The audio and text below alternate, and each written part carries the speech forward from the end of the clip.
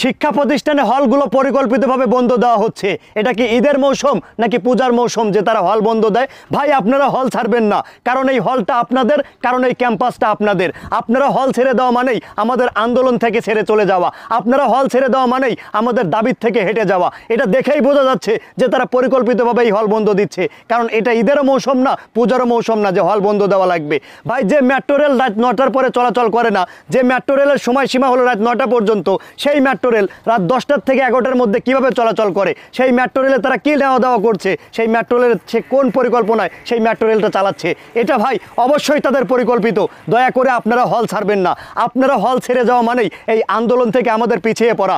আপনারা অবশ্যই বুঝতে পারছেন এই মুহূর্তে আপনাদের হল ছেড়ে যাওয়া মানেই আমাদের একটা দুর্বল পয়েন্ট।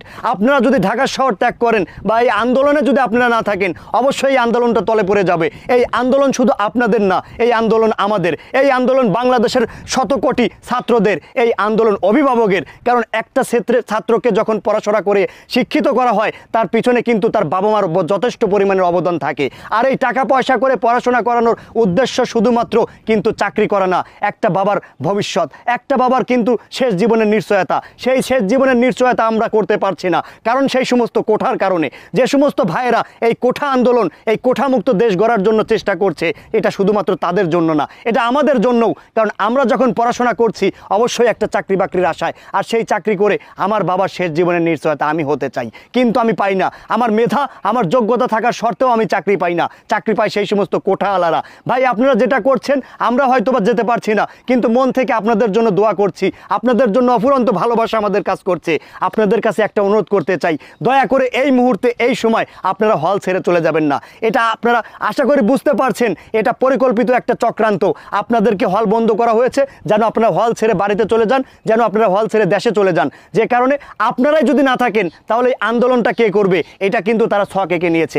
একটাবার চিন্তা করে দেখুন, যে মেট্রো রেল রাত 9টার পরে চলাচল করা নিষেধ, যে মেট্রো রেল রাত 9টার পরে চলে না, সেই মেট্রো রেল রাত 10টার থেকে 11টার মধ্যে কিভাবে চলাচল করতে পারে? সেই মেট্রো রেলের মধ্যে অবশ্যই কোনো অনৈতিক কোনো কিছু ছিল, বা সেই মেট্রো রেল অবশ্যই পরিকল্পিত কিছু ছিল।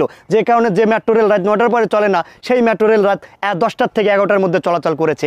এখন আবার এসে আপনাদের হল বন্ধ দেওয়া হচ্ছে যাতে করে আপনার থাকার একটা জায়গা না পান। আর আপনারা যদি না থাকতে পারেন তাহলে আন্দোলন করবেন কিভাবে? অতএব আপনাদেরকে বলতে চাই, আপনারা আপনাদের হল ছেড়ে যাবেন না।